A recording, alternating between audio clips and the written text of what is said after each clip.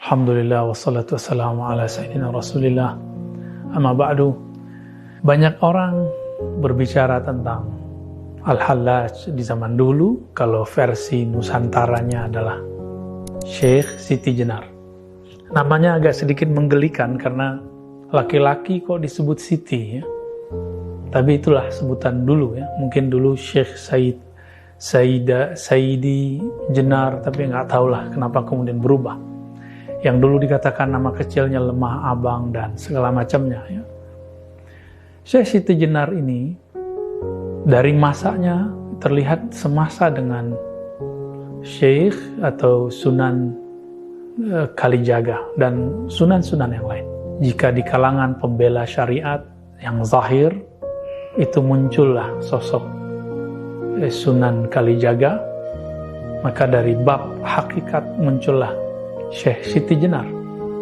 Ya, kalau boleh kita sebut, jika ulama pewaris para nabi, lalu ulama mewariskan ilmunya lagi.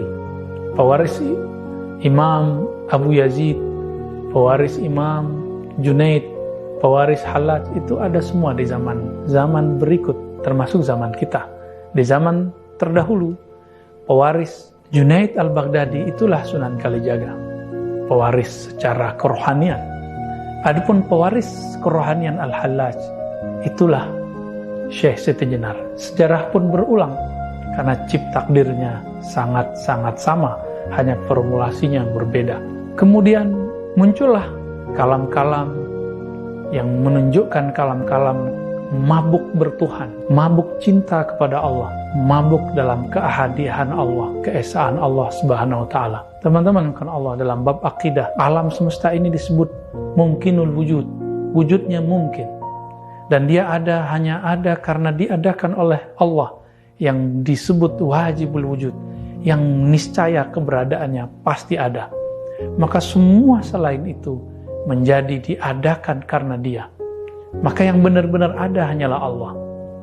Inilah yang disebut oleh pendahulu imam Wujudiyah, namanya Imam Ibn Arabi, dengan Al-Wujud Al-Mutlaq. Al-Wujud Al-Mutlaq ini, jika seseorang memahaminya dengan jalur kerohanian seperti Al-Hallaj dan Syekh Siti Jenar, maka yang terjadi, tidak ada kata aku, tidak ada alam, yang ada hanya Allah, Sang Pencipta.